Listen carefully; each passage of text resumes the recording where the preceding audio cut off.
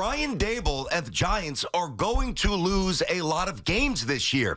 And if Brian Daboll, like I told you during the summer, doesn't learn how to reel it in a little bit, Brian Daboll is going to be the ex-coach of the Giants. CBT, I don't see it that way.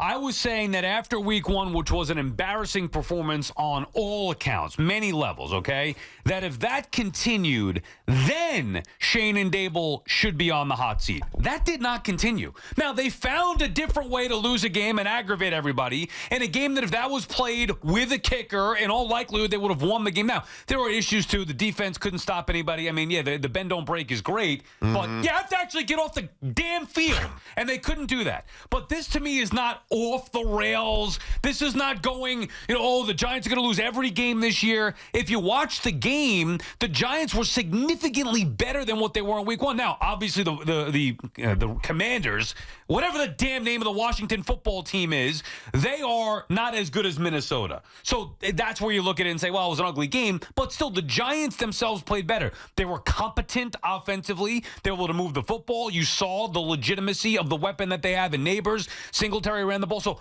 I'm like, you saw defensively some of the players that they have. And again, although they couldn't get off the field, they also didn't allow any touchdowns. So there were some good things from me from week one to week two. I don't think that it's as bad as everybody's making it, meaning fire Daboll, change the regime right now. I didn't take that from week two. Now, by the way, yeah, they did some good things, but it doesn't matter. They're 0-2, and then you got the Browns, you got Dallas, you got the Steelers, right. You got Philly, you got to go to Seattle. Again, John's going to lose a lot. And I'm with you. By no means am I saying that Brian Daboll should be fired. Please. All I'm saying is he's got to watch it. Because whether or not we agree with the line of questioning, it's really irrelevant at this point. Because once a narrative begins to grow, especially here, it's only going to get snuffed out with wins, and I don't think the Giants are good enough to win. So what's going to happen? So the only way this starts to go away is if Brian Daboll begins. And I know it's hard for Daboll. He's got to. I don't want to say overhaul, but, man, he's got to tweak what he puts out there for public consumption. You can't stare down reporters. Coach, I get it. You messed up with the kicker. You're pissed. You lost. Really, since the 6-1 start a couple of years ago, you lose basically every week. And I know it's not fun, and I would not want to be in your shoes. I get it.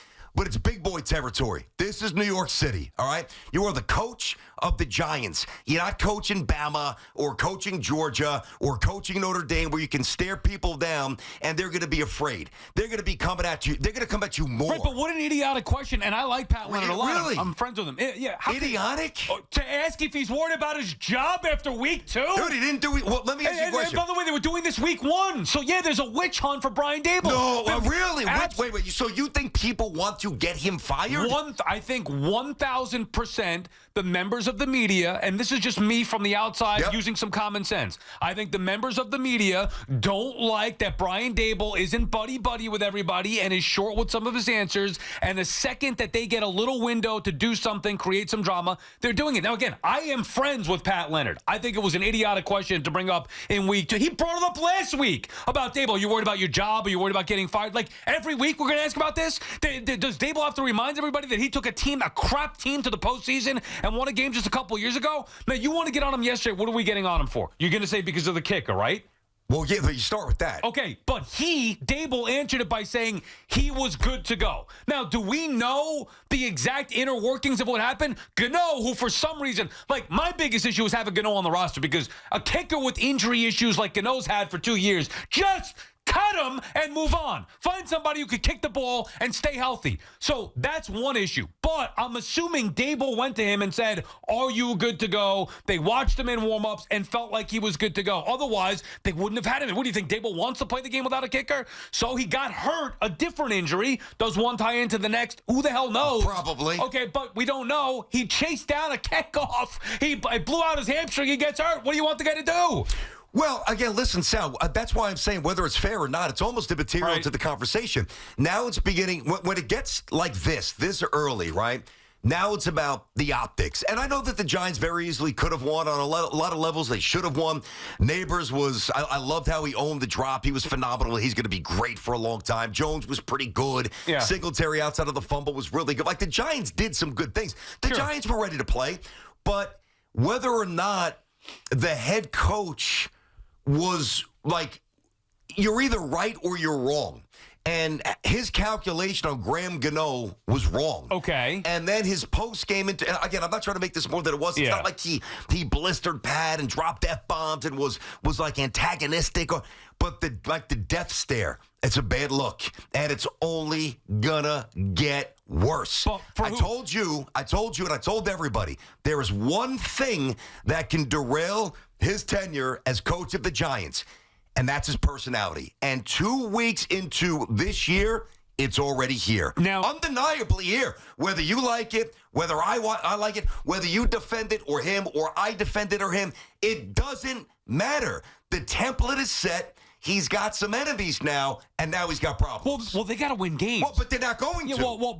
But you don't know that. No. They're not going to win. How many games are they going to win this year? I don't know. They lost the first two games that they were supposed to win. Oh, but you don't know. You're just predicting that they're not going to win any games. They could go out there and beat Cleveland, and who knows? I mean, they did beat the Eagles last year. They did right the ship when many, including yourself last year, thought they were going to win 2 or 3 games. So if they go 5-12, and this nonsense happens every week, he's back? My point is not with Belichick out there. My point is, let's wait and see. Like, that would be a fair question from the reporters to ask if the Giants are 0-10 or whatever it may be. Yeah. Or for Connor Hughes to tweet out the Giants are a league-wide embarrassment. Like, it's week 2, and they got better from week 1 to week 2. I'm not trying to make excuses. You can't lose to Washington. Like, that's a game that they should have won 99 out of 100 times. But, come on, how can we not sit here and say that they did not show improvement from week 1 to week 2? Also factor in what Daboll has done well in his career. Matter of fact, my issue last week was that he almost didn't get upset enough. And the bigger picture is, do you think, because I know how Leonard feels or Connor Hughes feels and how some fans and media members feel, maybe they've had enough. Do you think the Giants within that building are sitting here saying week 2, we got to make a total change? I think there's enough there that would give you reason to still believe in whether it's Shane or Daboll. And by the way, if anybody deserves blame, it should be Joe Shane. Now, again, these are many different conversations. A million different ones. But it all goes back to the coach, and do you win or lose? Well, let's simplify. and they're 0-2. Fair enough, they're 0-2. Yep. But you did see significant improvement from week 1 to week 2. I'm not looking for second-place trophies. It's the New York Giants. Win the game. Right. Big deal they got better. They couldn't get worse. Right. They got better. Is that where we're at? This isn't year 1. Yeah, it's week 2. This isn't year 2. This is year 3. It's week 2. This is year 3. What was the Giants' expected win total this year? 6.5. Okay, so what do you want Brian Daboll to do? I don't know. How about make a better decision with your kicker? Because if you did, you would be 1-1. The guy got hurt. He got hurt. But he was already hurt. He didn't get hurt. He was already hurt. What was miscalculation? What was his pre-game injury? What was the groin? And I know what was his in-game?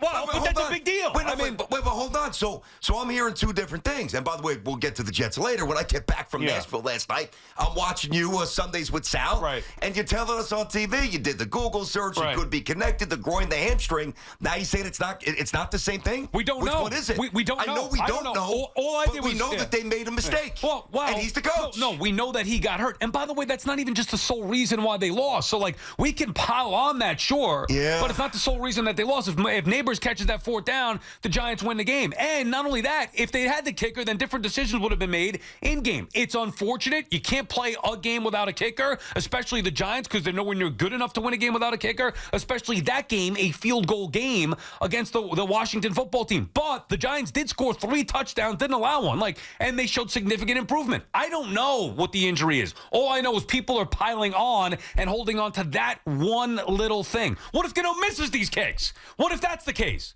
I mean, so are we going to kill the coach for that? And asking him about his job is ridiculous week 2. And it was asked week 1. He's not going anywhere. Now, BT, if he's 2-15 or whatever it may be, different story. Mm-hmm. It's week 2, and they already showed improvement from week 1 to week 2. I don't think the calling for his job at this particular point is the right sentiment to have. And just to reiterate, I don't love the question either. I'm talking about the reaction. Understood. Which now, I wouldn't have asked that question if I'm in that press conference. I think that's somewhat unfair this early, but again, it's almost irrelevant to the big picture. Okay, let's simplify.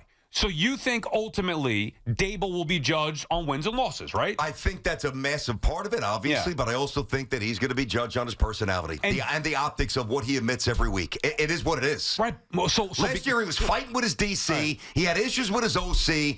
And the people need to understand. This is why I said this during the summer. I didn't make this. I like Brian Daboll. Right. But when your GM needs to go into the booth and put on a set of headphones to determine the interaction and like the culture in year 2, that's not good. And then in year 3, you lose the first game, you look awful. Mm-hmm. You lose the second game, you make a dumb decision with the kicker, and that's really why you lost. And now you're getting into a stare down with multiple reporters. How is that good? To me, dude, this is the Flames, and I hate this because I like Daboll. He could be good. He's going to sabotage himself, and it's already here. It's already here. 888-808-1019. Terrible loss. Can't lose that game. It's the Commanders. This isn't in Philly. 888-808-1019. All right, let's get to you guys here. Anthony's up in Rockland with BT and Sal. What's happening, buddy? What's going on, fellas? Big fan. How's everyone doing? What's up, man? What's going on? Listen, this guy pops up on the injury report on Saturday, the day before the game. They have 2 open roster spots to fill on Sunday. Why not fill one with a backup kicker? It screwed them last year when they played the Jets. I know. I don't have an answer for you. I mean, I wish I did. But this is a Daboll situation. How does Daboll not realize this? He doesn't learn his lesson from last year? Messed up. He trusted his kicker. He trusted his kicker. All right, so he messed up. So what do we want to do? Fire him because of that? Do you even know that? Do you even know that? Is that why they lost the game? What was a bigger deal? Whoa. What was a bigger deal as far as the win-loss of that game? Was it A, not having Graham Gano healthy, or B, Malik Neighbors dropping the ball on 4th down? I think it was the inability to stop a rookie quarterback from basically doing whatever he wanted. What does that have to do with the kicker? So even more to the point. But he's the coach. Go ahead. They wouldn't have to go for it on 4th down where Malik dropped that ball. They could have kicked the field goal. I know. And went up. Right, and what about earlier in the game where they did go for it with the kicker where maybe they wouldn't have? So let's there's 2 different things here. You want to get on Daboll for the decision where a player got hurt. Guy blew out his hamstring running down a kick. We're going to kill Daboll for that and say he should be fired? Look, that's one thing, saying he made a mistake. The other thing is watching the way that this game was coached and the way that the team played. And they played, to me, significantly better than what they did in week 1. There's no way anyone with any kind of logic right now in week 2 will be talking about Brian Daboll's job security. Like, it just doesn't make any sense unless you're on a witch hunt. I think people were talking about it last year. I think it's completely logical. Now, again, it's early. And it seems almost unfair unless you properly connect the dots back to last year. Right. It was last year inwardly. It was bad. It was bad. That's why I love him. But like Tiki was talking about his job security during the he's making it seem like we're nuts for saying that Daboll might be on the hot seat. Which is what I think is the case. I think you guys are nuts for thinking that like Brian. First of all, what are they? They're 8-19-1 in their last 28 games. So just judged on the record, they stink. Yeah, look at the roster, though. Okay, but that gets to Shane. Understood. Okay, but we don't talk about Joe Shane. Why? Well, the Golden Boy, Joe Shane, nobody can talk about him. His roster stinks. Because their season started. Yet Daboll took that team with no roster before even Shane took over, obviously, and had his real imprint on the team, and took him to a playoff game and won a playoff game. But all the talk about Daboll. So that's why I think we're getting down to it, BT. I think it's more about the way that Daboll handles himself more so than about the results, because the results are somewhat expected. I agree. Okay, so then that's what we differ. I largely agree. Listen, I'd be willing, and I guess on some level I am, I'm willing to give Daboll a pass. All right, you messed up with a kicker. It's happened before. It's going to happen again. Can't happen, but it happens. Yeah, I know. And it looks bad, 0-2, tough schedule coming up. Giants are winning a lot. I think most of us think that, and we don't know that, but we think that. We strongly surmise that, and we surmise that coming into the season. But now it's things that, and this is the biggest problem for Daboll. Now it's in the hands of others, and now he can't control this. That stare down's a bad look. And trust me, like man to man, human to human, I get it. He probably wanted I don't know, Pat. I know you know him. I've read him for a long time. He probably wanted to grab Pat by the collar and say, dude, it's week 2. Right. Are you out of your mind? Right, because he's been saying this for a while. But you got to be above that, dude. Okay. This is not a little podunk college town where everybody's kissing your ass and there's one little newspaper and Coach Saban in Georgia. Oh, yeah, come on, go Dogs, yeah. Or Texas A&M. This is New York and the Giants. And the Giants stink, and their coach is a little too tense. That ain't good. It's a bad combination. Bobby's up in the Bronx. Bobby, what's happening, buddy? Hey, what's going on, guys? What's up, Bobby? Sal, I agree with you with that witch hunt thing. I think with Belichick lurking around, I think it's definitely because the press would love to have Belichick here. They would love to have him and pepper him with questions every week. And I think they're done with Daboll. I love him. He's a great coach, but I think they're done with him and they're ready to ride him out. I guarantee you that a part of this where the media has been on Daboll, dating back to last year, BT, is because of the way that he is with the media and dealing with the media. Short, not giving a lot of answers, Belichickian, if you will, without the resume. Without the rings. Yeah. But that shouldn't mean anything. And I don't think it means that much. Now, again, I don't know. I'm just assuming here. I don't believe it means that much within the building. Like, I'd be shocked if anybody within the Giants organization was thinking about Brian Daboll's job security at this particular point. End of the year, if it is in fact off the rails and there's bickering and Daboll keeps, being short with the media and feisty and they're losing games for whatever reason, that may be a different story. Right now, week 2, where you saw improvement from week 1 to week 2. Well, the team now, I'm not trying to give out participation trophies either, obviously, but the Giants weren't expected to do squat this year. So, they're not expected to win a lot of games. And after the blowout in Minnesota, you didn't think it'd get any worse. And it didn't get worse for me with the way that they played. They played much, much better with a quarterback with limitations, with a defense with limitations. There's a lot there that, to me, that I took away would be positive. It's unfortunate that because of the kicker situation, there's a lot of drama involved, and obviously the Giants couldn't figure out a way to win a football game that they should have won. But I'm just looking at it as they got better from week 1 to week 2. All right, BT and Sal here on the Fan. 888-808-1019. That's 888-808-1019. Brandon, Tierney, Sal, Licata. So Giants 0-2. We'll get to those Jets later. Obviously squeezing the baseball. It is a massive Monday juggle. But these problems early on for Daboll, we're not just pulling this out of a hat. They are real, and he needs to stabilize this, or he is in massive trouble with the Giants.